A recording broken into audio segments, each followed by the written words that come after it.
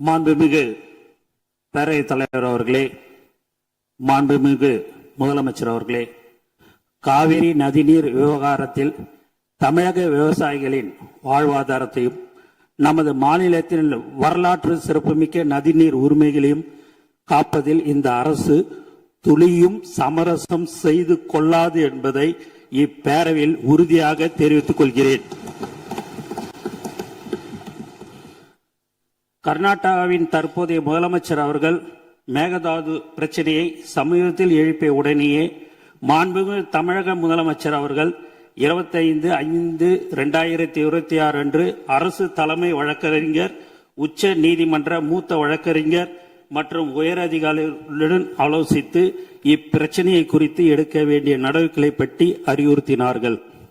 அத்துடன் நிற்காமல் நமது மாண்புமிகு முதல்வர் அவர்கள் அடுத்த நாளே 26/5/2026 தனது கடிதத்தின் வாயிலாகவும் 27/5/2026 அன்று மாண்புமிகு இந்திய பிரதமர் அவர்களை நேரில் சந்தித்து மேகதாது திட்டத்திற்கு எவ்வித அனுமதியும் அளிக்க வேண்டாம் என மீண்டும் வலியுறுத்தினார்கள்.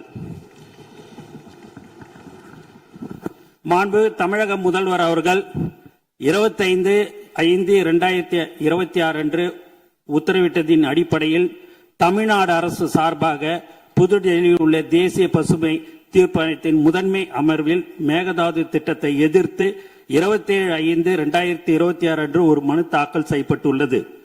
இந்த சூழலில் மாண்பு தமிழக முதல்வர் அவர்கள் 18/6/2026 அன்று அமைச்சர்கள், சட்ட வல்லுநர்கள் மற்றும் காவேரி தொழில்நுட்ப குழு மற்றும் பன்மாநில நதிநீர் பிரிவினை தலைவர் ஆகியோருடன் ஆலோசித்த பின்னர் மேகதாது திட்டத்தை எதிர்த்த ஒரு தீர்மானத்தை முன்மொழியலாம் எனவும் அதற்கு அனைத்து சட்டமன்ற உறுப்பினர்களின் ஒருமித்த ஆதரவை கோரலாம் எனவும் முடிவெடுத்தார்கள். காவேரி நதிநீர் விவகாரத்தில் ஒருமனதாக ஏற்றப்பட்ட தீர்மானத்தில் மாண்புமிகு எதிர்க்கட்சி தலைவர் அவர்கள் 4/3/2026 அன்று தமிழ்நாடு அரசு ஒன்றிய அரசுக்கு மேகதாது அணை விவகாரம் குறித்து ஒரு புதிய நடுவர் மன்றம் அமைக்க முன்மொழிகள் அனுப்பியதும் குறித்து தீர்மானத்தில் சேர்க்க கோரிக்கை வைத்தார். அதன்படி இப்பேரவையில் 19/6/2026 அன்று நடுவர் மன்றம் அமைக்குமாறு வலியுறுத்தி ஒருமனதாக தீர்மானம் நிறைவேற்றப்பட்டு அதன் நகலை அன்றே தனது நேர்முக கடிதம் வாயிலாக மாண்புமிகு முதல்வர் அவர்கள் மாண்புமிகு இந்திய பிரதமர் அவர்களுக்கு அனுப்பியுள்ளார்கள் என்பதை குறிப்பிட விரும்புகிறேன். இவ்வாறு தமிழர் நலன் கருதி இந்த அரசு மாண்புமிகு முதல்வர் அவர்களின் ஆலோசனைப்படியும் மேகதாது திட்டத்தை முறியடிக்க அனைத்து நடவடிக்கைகளும் தொடர்ந்து எடுத்து வருகிறது. ஆனால் சிலர் நடுவர் மன்றம் அமைக்குமாறு கோருவது சரியான அணுகுமுறை அல்ல என கருதுகின்றனர். சில தரப்பினர் பரப்பி வரும் தவறான புரிதலுக்கு முற்றுப்புள்ளி வைக்கும் வகையில் நமது அரசின் நேர்த்தியான அணுகுமுறை பற்றி இந்த மாமன்றத்தில் தெளிவுபடுத்த விரும்புகிறேன். கடந்த நவம்பர் 13/2025 அன்று மேகதாதுக்கு எதிராக நாம் தொடர்ந்த வழக்குகளை உச்ச நீதிமன்றம் மேகதாது அணை திட்டம் ஆரம்ப நிலையில் தான் உள்ளது என கூறி தள்ளுபடி செய்தது.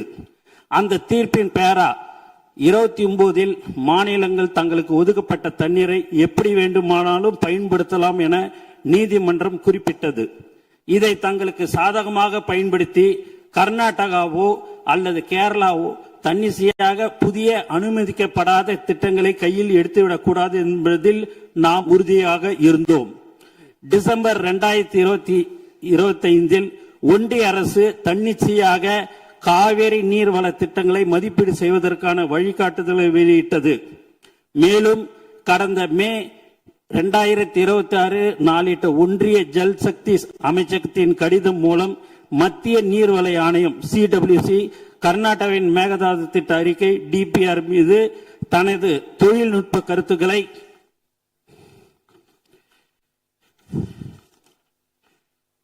வழங்கி அடுத்த கட்ட நகர்வுக்கு காத்திருப்பது அம்பலமாகி உள்ளது. இருப்பினும் இந்த வழிகாட்டுதல்களை கடுமையாக எதிர்த்தும் தமிழ்நாடு அரசு 9/6/2026 அன்று ஒரு கடிதம் எழுதியுள்ளது.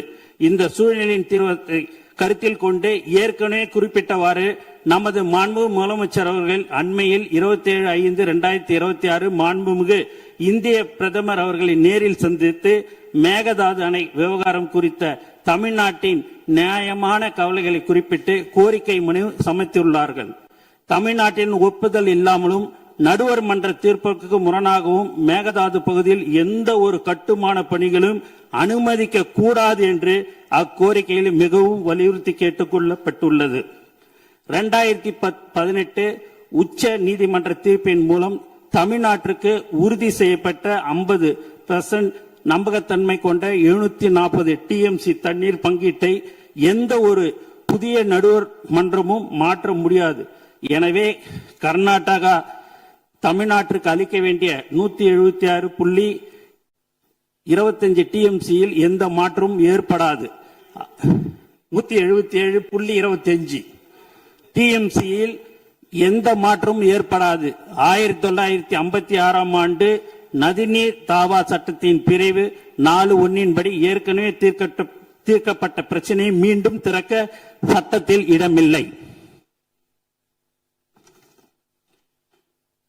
2018 தீர்ப்பில் உபரி நீர் சர்ப்ளஸ் வாட்டர் குறித்து துல்லியமாக கணக்கிடப்படவில்லை. இதனை பயன்படுத்தி கர்நாடகா உச்ச நீதிமன்றத்தில் ஏற்கனவே ஒரு அசல் வழக்கை தொடர்ந்தது. 1956 நதிநீர் தாவா சட்டத்தின்படி இத்தகைய புதிய நதிநீர் பிரச்சனையை ஒரு நடுவர் மன்றத்தால் மட்டுமே தீர்க்க முடியும் என்பது உச்ச நீதிமன்றத்தில் நமது வாதமாகும். காவேரி மேலாண்மை ஆணையம் CWMA கர்நாடகாவின் விரிவான திட்ட அறிக்கையை DPR நிராகரித்து விட்டது என்று கூறுவது முற்றிலும் தவறானது. காவேரி மேலாண்மை ஆணையம் CWMA கர்நாடகாவின் விரிவான திட்ட அறிக்கையை DPR நிராகரிக்கவில்லை. மாறாக எவ்வித கருத்தும் கூறாமல் மத்திய நீர்வள ஆணையத்திடமே CWC திருப்பி அனுப்பியுள்ளது. எனவே ஆபத்து இன்னும் நீங்கவில்லை. மாண்புமிகு பேரவைத் தலைவர்களே, ஒன்றிய அரசும் கர்நாடகாவும் புதிய வழிகாட்டுதலின் கீழ் மேகதாது திட்டத்தை மறைமுகமாக மேற்கொள்ள முற்படும் வேளையில் நாம் கைகளை கட்டிக்கொண்டு வேடிக்கை பார்க்க முடியாது. அந்த வகையில் மாண்புமிகு முதலமைச்சர் அவர்கள் மாண்புமிகு இந்திய பிரதமர் அவர்களிடம் வழங்கிய கோரிக்கையின் தொடர்ச்சியாகவும் ஒன்றிய அரசின் தன்னிச்சையான நகர்வுகளை முடக்குவதற்கும் உபரி நீர் மீது தமிழ்நாட்டின் உரிமையை நிலைநாட்டுவதற்கும் ஒரு மிக சிறந்த அணுகுமுறையாகவே புதிய நடுவர் மன்ற கோரிக்கையை முன்வைத்துள்ளோம்.